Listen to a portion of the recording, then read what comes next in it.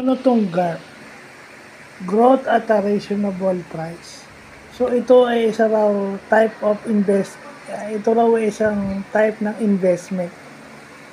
So ang unang tinitignan o ang formula nitong GARP o growth at a reasonable price is itong PEG ratio. Yung price to earnings to growth ratio. Ang formula nito is yung price per earnings ratio over earnings per share. So, yun lang yung inilalabas ng Google.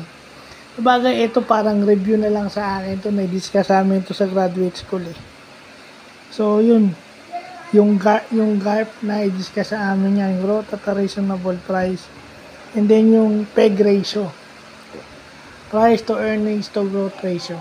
So, na-i-discuss sa amin to. Wala naman akong pwedeng ibang sabihin dito, parang review.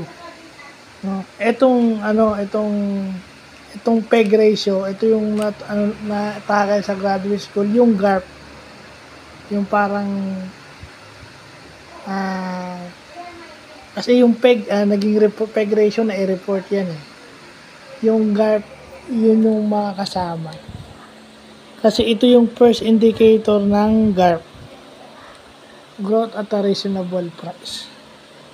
So, yun lang po.